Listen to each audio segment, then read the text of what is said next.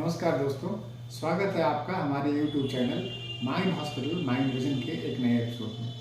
साथियों, मेरा नाम डॉक्टर अमरदीप कुमार हुआ और मैं मानसिक स्वास्थ्य के क्षेत्र में पिछले 23 वर्षों से अपनी सेवाएं देता आ रहा हूँ। आज का जो एपिसोड है वो कई मायने में ख़ास इसलिए है कि हम लोग इस बात को समझने की कोशिश करेंगे कि क्या मानसिक रोगों को या मानसिक समस्याओं को ठीक किया जा सकता है। साथियों, इससे पहले कि हम लोग इस बात पर चर्चा करें, सबसे पहले मैं आपको ये बताना चाहूँगा कि मेरे मन में ये एपिसोड बनाने का ख्याल इसलिए आया कि साथियों, मैंने 2001 में मैंने अपनी MD साइकियाट्री की पढ़ाई देश के सबसे प्रतिष्ठित संस्थान एम्स नई दिल्ली से शुरू की और उसके बाद 3 वर्षों की MD साइकियाट्री के बाद फिर मैंने वहीं पे 3 वर्षों की सीनियर रेजिडेंसी की सेवा दी और उसी दरमियान राष्ट्रीय व्यसन उपचार केंद्र, जो नशा मुक्ति के क्षेत्र में देश की सबसे बड़ी संस्था है, वहाँ पे काम करने का मौका मिला। नशे के विभिन्न पहलुओं को समझने बुझने का मौका मिला, कई शोध करने का मौका मिला। वहाँ की सेवा समाप्त करने के बाद जब मैं 6 साल अपनी सेवा एम्स दिल्ली में दे चुका था, उसके बाद फिर मुझे अवसर मिला देश के बाहर ऑस्ट्रेलिया में जाकर काम करने का, जहाँ मैं एडिलेड हेल्थ सर्विसेज में 3.5-4 सालों तक वहाँ मैं काम करता रहा और वहाँ के मानसिक स्वास्थ्य के परिदृश्य को देखने का मौका मिला, जो कि विश्व की बेहतरीन सेवाओं में से एक ऑस्ट्रेलिया की मानसिक स्वास्थ्य सेवाएं मानी जाती है। और फिर देश में सेवा करने का जो अंदर होता है लोगों का, वो मुझे बाहर वापस अपने देश खींच लाया बिहार में, और पिछले 13 वर्षों से मैं बिहार में अपनी सेवाएं दे रहा हूँ और एक निजी क्षेत्र में क्लिनिक के रूप में, मेडिकल कॉलेज में बच्चों को पढ़ाने का, लोगों को देखने का और कॉरपोरेट में भी कंसल्ट करने का मुझे मौका मिला है। ये सब मैं इसलिए साझा कर रहा हूँ कि जो मेरा अनुभव रहा है पिछले 23-24 वर्षों का मानसिक स्वास्थ्य के क्षेत्र में, मैंने देश के सबसे बड़े संस्थान से लेकर गांव देहात वाले इलाकों में भी अपनी सेवाएं दी हैं, राज्य में अपनी सेवाएं दी हैं, विदेश में अपनी सेवाएं दी हैं, प्राइवेट सेक्टर में अपनी सेवाएं दी हैं, सरकारी में दी हैं और कॉर्पोरेट अस्पतालों में दी हैं। मैं ये कह सकता हूँ इतने 23-24 वर्षों के अनुभव के बाद कि मुझे मानसिक स्वास्थ्य के परिदृश्य को समझने का एक व्यापक अवसर मिला है और आज मैं इस एपिसोड के माध्यम से मैं अपने इस अनुभव को साझा करने जा रहा हूँ कि मानसिक परिदृश्य में कहाँ कहाँ कमियाँ हैं, क्योंकि जब तक हम उन कमियों को नहीं समझेंगे तब तक हम मानसिक स्वास्थ्य में मानसिक मरीजों के व्यापक हित में कोई ऐसी मॉडल नहीं बना सकते जिससे कि मानसिक रोगियों का जो परिणाम होता है इलाज का वो बेहतर। तो साथियों, सबसे पहले आते हैं कि जो मानसिक रोगियों की स्थिति, सबसे पहले हम लोग आते हैं OPD के मरीजों की। साथियों, जो दुनिया भर के आंकड़े कहते हैं और मेरा खुद का भी अनुभव बताता है कि जो मानसिक रोगियों की एक बड़ी तादाद, मैं यूं कहूँ तो 10 में से तकरीबन 3 से 4 मरीज जो बाकी विभाग के स्पेशलिस्ट होते हैं, जैसे सामान्यतः जो फिजिशियन होते हैं, जो कार्डियोलॉजिस्ट होते हैं, जो गैस्ट्रोएंटरोलॉजिस्ट होते हैं या अन्य विभाग के भी जो फिजिशियंस होते हैं, कम से कम 10 में से 3-4 मरीज उनके पास ऐसे होते हैं जो मानसिक बीमारियों के होते हैं। लेकिन जो मरीज होते हैं उनको इस बात का पता नहीं होता, मरीज के परिजन को इस बात का पता नहीं होता कि इनकी बीमारी मानसिक स्वास्थ्य से जुड़ी हुई है। और चूंकि लक्षण शारीरिक होते हैं, इसलिए अक्सर ऐसे मरीज वो अपना परामर्श मुख्य रूप से उनको जैसे लक्षण प्रतीत होते हैं, जैसे उन्हें अगर लगा कि मेरा हार्ट फेल कर जाएगा, मैं कहीं मर तो नहीं जाऊंगा, तो वो डरे होते हैं। डर बहुत बड़ा एक प्रमुख लक्षण होता है मानसिक बीमारी का। अब वो डर शरीर के किसी हिस्से को भी लेके हो सकता है। अगर वो डर हार्ट को लेके होगा, और अक्सर ये डर तब बढ़ जाता है जब अखबार में आप पढ़ते हैं या न्यूज में सुनते हैं कि कम उम्र में किसी की मौत हो गई, कोविड के बाद हार्ट अटैक बढ़ गया है। तो जो सामान्यतः जो डरे हुए मरीज होते हैं, जो यूजुअली वो आमतौर पे वो मानसिक स्वास्थ्य का डर होता है, मानसिक बीमारियों से जुड़ा डर होता है, लेकिन जब ऐसी बातें वो सुनते हैं तो उनका डर और बढ़ जाता है और वो तुरंत अपनी अपने आप को सुरक्षित महसूस करने के लिए कार्डियोलॉजिस्ट के पास, फिजिशियन के पास चले जाते हैं और उम्मीद करते हैं कि जांच से मैं अपने डर को खत्म कर लूँगा। तो इसी की वजह से जो हमारे आंकड़े कहते हैं, जो हमारा अनुभव बताता है कि जो कार्डियोलॉजिस्ट के यहाँ भी क्लिनिक में जो जांच होती है, अक्सर उन 10, अगर मान लीजिए कि कार्डियोलॉजिस्ट ने ईसीजी किया या 10 इको कार्डियोग्राफी किया, तो बमुश्किल एक आध ही उसमें हार्ट के मरीज होते हैं। बाकी 8 से 9 मरीज जो ऐसे होते हैं उनमें सामान्य आते हैं, उनका हार्ट बिल्कुल नॉर्मल होता है, या होती भी है तो बहुत मामूली चीज़ों से होता है, पर वो उस बीमारी की गंभीरता को नहीं पकड़ पाता। ऐसे में अक्सर जब ऐसे मरीज उनकी क्लिनिक में जाते हैं तो जो स्पेशलिस्ट होते हैं वो ये बोलते हैं कि आपको हार्ट की कोई दिक्कत नहीं है, या कई बार उनमें बोल दिया जाता है कि तुमको कोई दिक्कत नहीं है। लेकिन उनका डर जो होता है वो बदस्तूर जारी रहता है, और इस डर के चलते उनकी जिंदगी में व्यापक बदलाव देखने को मिलता है। वो अपने निर्णय अच्छे से नहीं ले पाते, वो अपना काम ठीक से नहीं कर पाते, और सबसे दुख की बात है कि जब जांच में कुछ नहीं निकलता तो उनके पास अपने प्रियजनों को ये बताने के लिए भी कुछ नहीं रहता कि उन्हें कोई जांच में बीमारी नहीं निकली है, और इसके चलते वो बरसों तक जानकारी के अभाव में इस डर के साए में जीते रहते हैं, जिससे उनकी कार्य कुशलता बहुत हद तक प्रभावित होती है। तो जो मसला यहाँ पे ये है कि जो मरीज है वो है मानसिक रोग का, लेकिन वो नहीं समझ पा रहा है कि वो मानसिक रोगी है, और उनको शरीर के लक्षण होते हैं तो उन्हीं स्पेशलिस्ट के पास जाते हैं जिस बीमारी के उन्हें लक्षण उन्हें समझ में आते हैं। यही हाल पेट के डॉक्टरों के पास भी, जब मरीज लंबी कतार में जाते हैं, उनकी एंडोस्कोपी वगैरह होती है, वहाँ भी आंकड़े यही बताते हैं कि कमोबेश 10 में से 6-7 मरीजों को जांच में कहीं कुछ निकलता नहीं, और एक बीमारी भी अपने आप में एक रहस्य बन के रह जाती है। न्यूरोलॉजी में भी ऐसे ही होता है, जब आप जांच के लिए जाते हैं बीमारी के लक्षण के हिसाब से, तो 10 में से 6-7 में से जांच में कुछ नहीं निकलता, और कई बार मरीज पूछते हैं डॉक्टर साहब क्या हो गई है, तो ये बता दिया जाता है कि आपकी नसें सूख गई हैं, और मरीज उसको लेके एक ऐसे डर में जीने को मजबूर हो जाता है जिससे उसकी आगे कुछ कार्य करने की जो बची खुशी उम्मीद होती है वो भी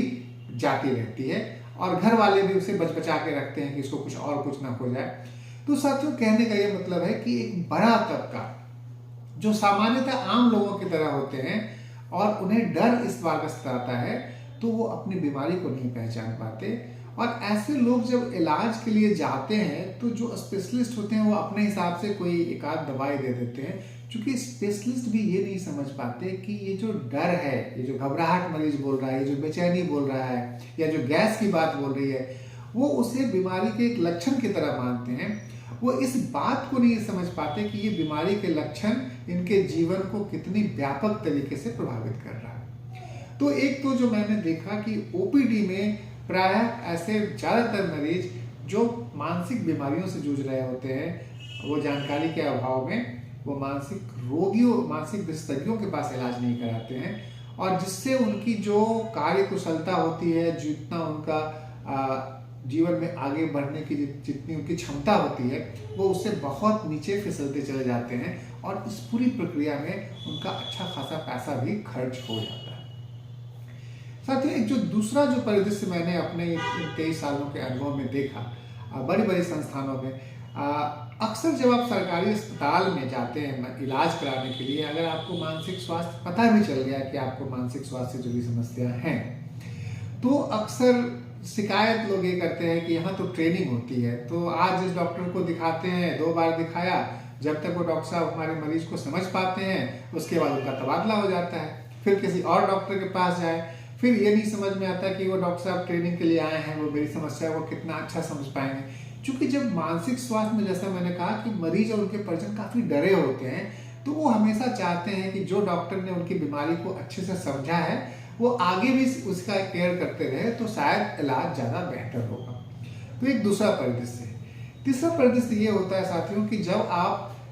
मानसिक रोगी विभाग में जाते हैं, और कई बार हमें ऐसी समस्याएं देखने को मिलती है जो हमें भी लगता है कि वो शायद शारीरिक समस्या के लक्षण हो सकते हैं, तो हम उन्हें दूसरे विभाग के डॉक्टर के पास भेज देते हैं। अब वो डॉक्टर चूंकि वो मानसिक बीमारियों के हिसाब से चीज़ों को नहीं देखते, तो अब लक्षण एक जांच में नहीं पता चलता है, तो एक लंबी श्रृंखला जांच की हो जाती है, जिसमें काफ़ी समय और काफ़ी पैसा खर्च होने के बाद जब जांच रिजल्ट नकार नेगेटिव आता है, या फिर जांच में अगर कुछ निकल भी आए लेकिन उसका उस लक्षण से कोई मैच नहीं होता, तो फिर वो वापस मानसिक स्वास्थ्य के पास भेज दिए जाते हैं। इस पूरी प्रक्रिया में जो मरीज है और उनके परिजन हैं, उनका काफ़ी अच्छा खासा समय और धन और ऊर्जा सभी जो है वो उसकी बर्बादी होती है, जिससे भी जो कष्ट है वो बढ़ता जाता है।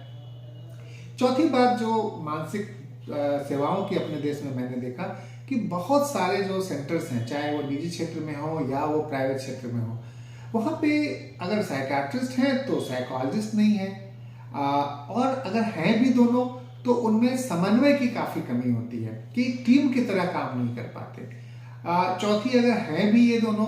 तो जो काम होता है आमतौर पे बहुत कम लोग जानते हैं कि जो मानसिक समस्याएं हैं उनको भी विभिन्न विभिन्न प्रकार के जांच के माध्यम से उनको अच्छे से समझा जा सकता है, और इसके लिए अलग अलग टेस्ट हैं, साइकोलॉजिकल टेस्ट के नाम से जाने जाते हैं। तो बहुत सारे सेंटर्स में एक तो करने वाले लोग नहीं होते हैं, उन्हें पता नहीं होता है, और मरीज और उनके परिजन भी बीमारियों को केवल शारीरिक जांच, खून के जांच, ब्रेन के स्कैन, हार्ट के स्कैन, ये सब से समझते हैं। लेकिन उन्हें ये नहीं पता होता कि बहुत सारे मानसिक बीमारियों की गंभीरता को नापने के लिए, ब्रेन की फंक्शनिंग को नापने के लिए, आपकी याददाश्त को नापने के लिए, आपकी इंटेलिजेंस को समझने के लिए, आपकी पर्सनालिटी, आपके व्यक्तित्व को समझने के लिए, आपके बच्चे की क्या प्रतिभा है, वो किस तरह का कैरियर का चयन कर सके, विभिन्न विभिन्न तरह के साइकोलॉजिकल टेस्ट होते हैं जिनका सही उपयोग करके मानसिक बीमारियों को व्यापक तरीके से, अच्छे तरीके से समझा जा सकता है, और ऐसे समझ से मरीजों को के इलाज में, उनके अच्छे आउटकम में, अच्छे परिणाम में काफ़ी मदद मिल सकती है, जिसकी जानकारी की बहुत बहुत अभाव है। अब साथियों, जब कई बार मानसिक समस्याएं हैं तो स्वाभाविक है कि बीमारियां हल्की भी होंगी, गंभीर भी होंगी, काफ़ी गंभीर भी होंगी। तो मानसिक बीमारियां, चूंकि बहुत सारी मानसिक बीमारियां लंबे तौर पर चलती हैं, तो कई बार मरीजों को भर्ती होने की जरूरत पड़ती है। अब जो अपने यहाँ परिदृश्य ये है कि जब मरीज को भर्ती होने की जरूरत पड़ती है, तो अगर नशे के मरीज हैं तो हमने देखा है कि उन्हें आमतौर पे जगह जगह नशा मुक्ति केंद्र खुला हुआ है। अब ये नशा मुक्ति केंद्र चलाने वाले कौन लोग होते हैं? ये लोग होते हैं जिन्हें नशे के क्षेत्र का शायद ही कोई व्यापक अनुभव हो। उन्होंने कहीं देखा है, कहीं काम किया है उन्होंने, वहाँ से वो लेके आते हैं। उनकी ये अवधारणा होती है कि नशा मुक्ति का मतलब मरीज को लाओ, मरीज को भर्ती कर दो, 1 महीना, 2 महीना, 3 महीना, 6 महीना इसको रखो तो नशा से दूर हो गया, उसको खाना खिलाओ, कुछ कुछ बैठ के उनको पाठ पढ़ा दो और उसके बाद उसको छुट्टी कर दो। तो कई बार यही मॉडल घर वाले भी समझते हैं कि नशा मुक्ति मतलब कहीं डाल दो। तो साथियों, ये जो मॉडल है, कई बार हमारे मरीज और उनके परिजन बताते हैं कि ऐसे मॉडल में जब वो भर्ती होते हैं तो कई बार उनकी संगति ऐसे और मरीजों से हो जाती है जो नशे की समस्या को सुलझाने के बजाय और उलझा देता है। दूसरा, ऐसे अगर मरीज को लगातार लंबे समय तक आप अस्पताल में भर्ती रखते हैं तो उसके उनके आत्मविश्वास पे बहुत नकारात्मक असर पड़ता है। मरीज अपने आप में एक इतना असहाय महसूस करता है जैसे उसे लगता है कि नशा करके उसने कोई गुनाह किया हो और उसकी सजा दी जा रही है। इसलिए साथियों, अगर आप देखेंगे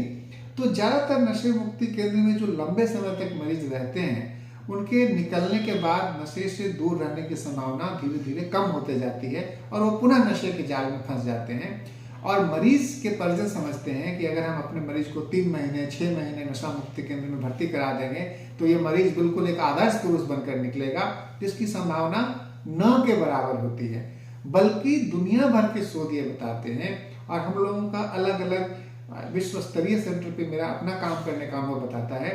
कि नशे के मरीजों को या मानसिक स्वास्थ्य बीमारियों से जुड़े मरीजों को आप जितना जल्दी अस्पताल में भर्ती कर छुट्टी कर देते हैं, उससे उनके मन में उनका आत्मविश्वास ज़्यादा बढ़ा हुआ होता है। उन्हें लगता है कि हमारी बीमारी कोई बड़ी बीमारी की तरह नहीं है जैसे शारीरिक बीमारियों में होती है। और अगर आप इस मॉडल पे काम करते हैं तो मरीजों का आउटकम ज़्यादा बेहतर होता है। एक और चीज़ जो हमें ये देखने को मिला है साथियों, कि जो मानसिक बीमारियों का जो स्वरूप है, क्योंकि हमारा समाज बदल रहा है, हमारी सोच बदल रही है, तो मानसिक स्वास्थ्य के क्षेत्र से हमारी उम्मीदें भी बदलते जा रही हैं। तो जो तौर तरीके हैं, जो बीमारियों का जो ढर्रा है उसके में बहुत बदलाव देखने को मिला है। जैसे आजकल आप देखेंगे कि सबों के हाथ में मोबाइल फ़ोन है। बहुत सारे बच्चे, उनके अभिभावक परेशान रहते हैं। 8वां 9वां 10वां 11वां 12वां के बच्चे बच्चियां हैं। अब वो मोबाइल की ऐसी लत उन्हें पकड़ रखी है कि वो इतनी जिद पाल के बैठ जाते हैं कि वो मोबाइल को छोड़ने को तैयार नहीं होते। जब परिवार के सदस्य उन्हें इस बात को रोकने की कोशिश करते हैं तो मरीज हिंसक हो जाता है, वो बिल्कुल आक्रामक हो जाता है, जिससे परिवार के सदस्य सख्ते में आ जाते हैं। इसका एक और पहलू ये है कि हमारे पास कई ऐसे मरीज भी आते हैं जो मोबाइल के थ्रू गैम्बलिंग, मतलब एक तरह के जुए में फंस जाते हैं। आजकल तो जितने भी एड्स आते हैं, जितने भी प्रचार आते हैं, वो एक तरह से आपको जुआ खेलने के लिए प्रेरित करते हैं। बच्चे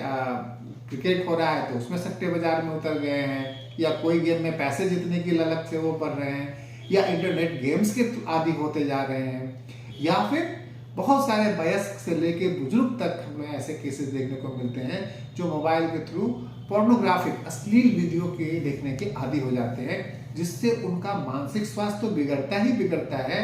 उनकी अपनी जो क्षमता होती है, कार्यकुशलता होती है, वो जाते रहती है, पैसों का काफी ज्यादा नुकसान हो जाता है, और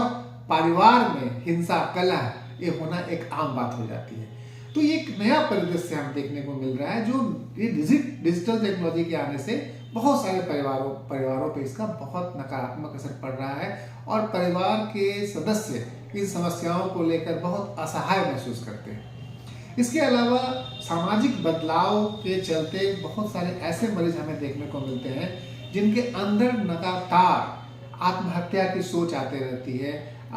आमतौर पे अपने गुस्से पे नियंत्रण ना हो पाना, रह रह के बेहोश हो जाना, और बेहोशी होने के बाद फिर से उन्हें उस बात का कुछ याद नहीं रहना, और ये बेहोशी मिर्गी के दौरे की बेहोशी नहीं होती।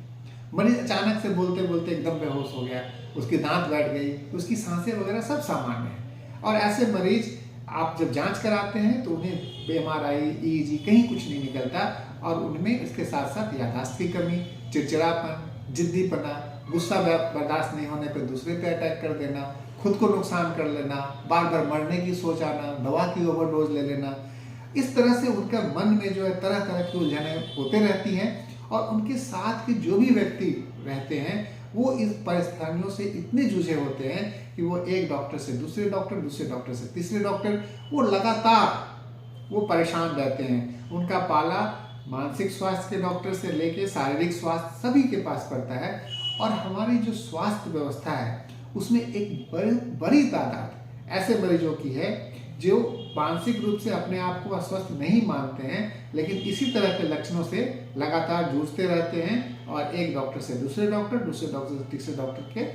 तरफ जाते रहते हैं, और समस्याएं दिन पे दिन और विकराल होती जाती हैं। साथियों, ये जो बदलाव आया है इसमें एक और नया पहलू हम लोग ये देखते हैं, रिश्तों को लेकर बड़ा अंतर्द्वंद आजकल बहुत सारे ऐसे मरीज देखने में मिलते हैं। शादी की उम्र हो गई है, शादी से इनकार कर देना, माँ बाप अब उसको लेकर परेशान है कि आप इनकी काउंसलिंग कर दो, या फिर अपने मिजाज से अगर पसंद में रिश्ते नहीं हो रहे हैं तो वहाँ भी अंतरकला आ रही है, रिश्ते हो गए तो रिश्ते में लेकर अंतरकला है, पारिवारिक जीवन हो रखा है वहाँ पे एक दूसरे से ऐसी अनबन हो रखी है।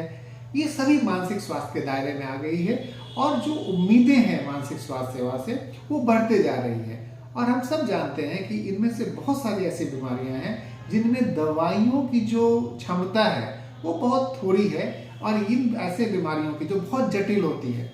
हिंसा, बच्चों में हिंसा होती है और आगे चल के उन्हें अचानक उन हिंसा की बिल्कुल छवि आने लगती है, उससे वो शहर जाते हैं, बेहोश हो जाते हैं। ऐसी कई सारी बीमारियां हैं जहाँ पे हम लोग ऐसा पाते हैं कि मानसिक रोग, ऐसे मानसिक रोगों को केवल ओपीडी में बैठ के कुछ दवा लिख देने से या कुछ बात कर लेने से समस्याएं नहीं जाती है।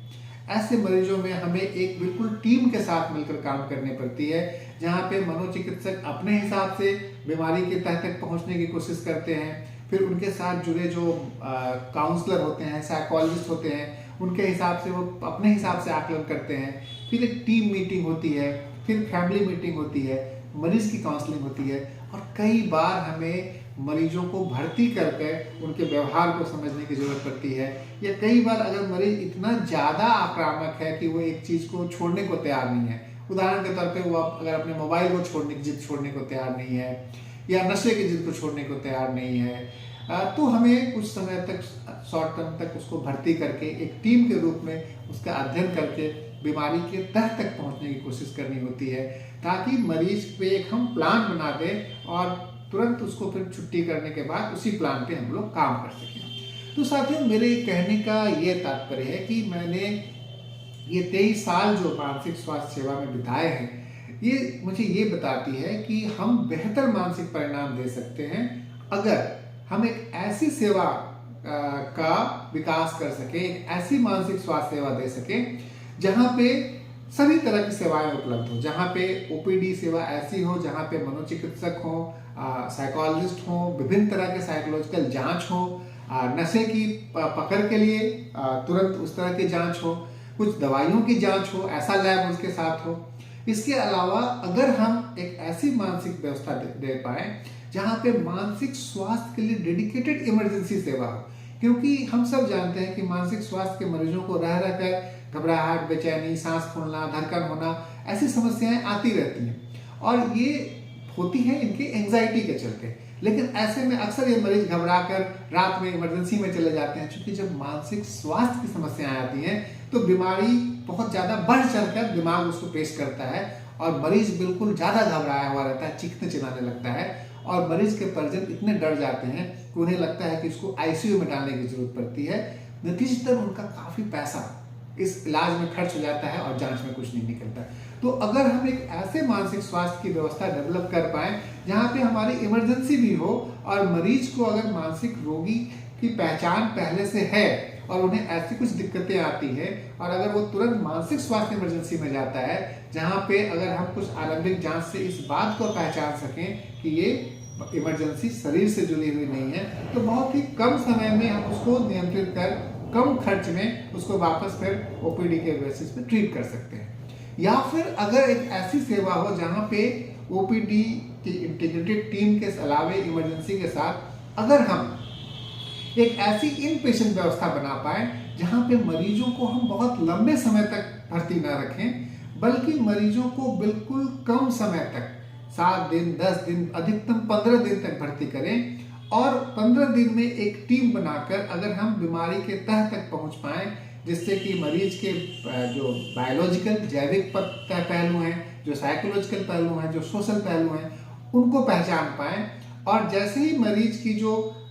तुरंत की चीज़ें ठीक हो सकती है उसको ठीक करके प्लान बना के उनको हम डिस्चार्ज कर दें, तो इससे मरीज का मनोबल काफ़ी अच्छा रहता है और मरीज का इलाज इस तरीके से हो पाता है कि उसका परिणाम अच्छा आता है, मरीज अपनी जो उनकी क्षमता है उसको वो पा सकते हैं। तो इससे हमें एक अच्छा रिजल्ट देने में मदद मिलती है। साथ ही साथ अगर हम एक ऐसे मानसिक स्वास्थ्य की व्यवस्था कर पाए जहाँ पे न केवल हमारा केंद्र मरीज तक सीमित हो बल्कि उनके परिजनों तक भी सीमित हो, हम उनकी काउंसलिंग करें, उन्हें मरीज की देखभाल कैसे करें और उनको मरीज जब अस्पताल में भर्ती हो तो अक्सर मैंने पाया है कि कॉर्पोरेट हॉस्पिटल्स में मरीज चले तो जाते हैं, लेकिन वो मानसिक मरीज करे तो क्या करे, उनके पास करने के लिए अस्पताल में कुछ नहीं होता। उनकी एक्टिविटीज़ होने की व्यवस्था हो अगर ऐसे सेंटर में जहाँ पे उन्हें योगा हो, जो उनके बीमारी से जुड़ी हुई योगा हो, उनके बीमारी के हिसाब से योग हो, उनके लिए म्यूजिक की व्यवस्था हो, तो अगर हम अलग अलग पहलुओं को ध्यान में रखकर एक ऐसी व्यवस्था बनाएं जहाँ पे एक ही जगह मरीज के शारीरिक लक्षण और मानसिक लक्षण की पहचान हो पाए, तो मेरा अपना अनुभव कहता है कि हम निश्चित तौर पर मानसिक बीमारियों को एक बेहतर रिजल्ट दे पाएंगे। साथियों, ये एपिसोड मैं आज यहीं खत्म कर रहा हूँ। अगले एपिसोड में हम लोग बताएंगे कि किस तरह हमने जो अपनी माइंड हॉस्पिटल, जो हमारी एक नई यूनिट है मानसिक स्वास्थ्य की, उसकी क्या अवधारणा है और हम लोग उसमें किस तरह से अपनी किस सोच के साथ हम वो सेवा ला रहे हैं, ताकि आप ये समझ पाएं कि हमारी सोच किस तरह से एक प्रभावी मानसिक स्वास्थ्य सेवा देने में कामयाब होगी। साथियों, आपका आज के हमारे इस एपिसोड में बने रहने के लिए बहुत बहुत धन्यवाद। अगले एपिसोड में माइंड हॉस्पिटल किस तरह से अपनी सोच के साथ इन सेवाओं को लाने की कोशिश कर रहा है, इस पे बात करेंगे। धन्यवाद, नमस्कार।